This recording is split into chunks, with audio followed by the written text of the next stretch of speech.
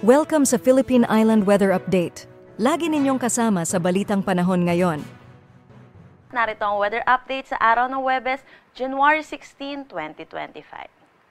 Sa ngayon, wala naman tayong minomonitor na anumang bagyo or low pressure area sa loob at labas ng ating Philippine Area of Responsibility. Pero meron tayong tatlong weather system na currently nakakaapekto dito sa ating bansa.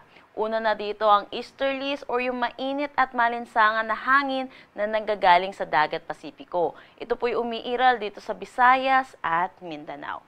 Samantala, meron din tayong umiiral na northeast monsoon or hanging amihan na nakakaapekto dito sa malaking bahagi ng Luzon.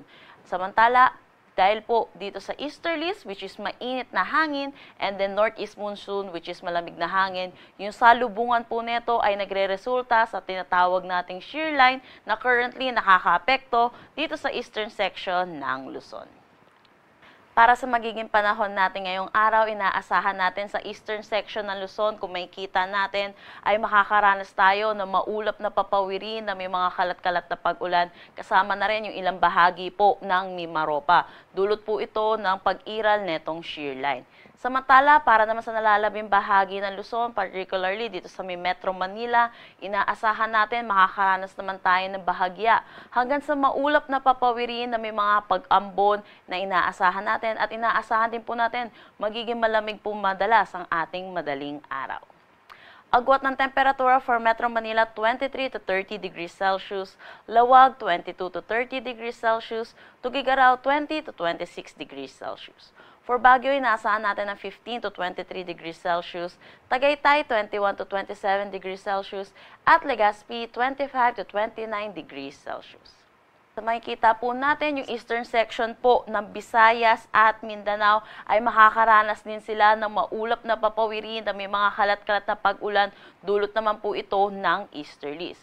Pero kung makikita naman natin, para sa Palawan, nalalabing bahagi ng Visayas at Mindanao, inaasahan natin makakaranas sila ng maaliwalas na panahon, pero inaasahan din po natin ang mga localized thunderstorm pagdating sa hapon at sa gabi. Agwat ng temperatura for Calayan Islands at Puerto Princesa, 25 to 31 degrees Celsius. For Iloilo, inaasahan natin na 24 to 31 degrees Celsius.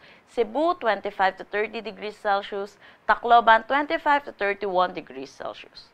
For Zamboanga, 23 to 32 degrees Celsius. Cagayan de Oro, 23 to 30 degrees Celsius. At Davao, 23 to 32 degrees Celsius.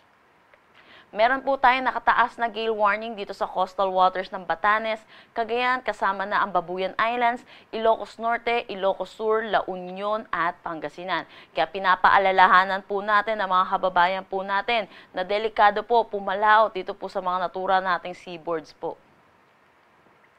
Kaninang 5 a.m. ay minilabas po tayong weather advisory para sa possible na ulan na madadala netong shear line natin. Inaasahan natin ang 50 to 100 millimeters of rain dito sa may Cagayan at Isabela. Dahil dito, inaasahan din natin ang mga posibilidad ng mga flash floods at pagguho ng lupa.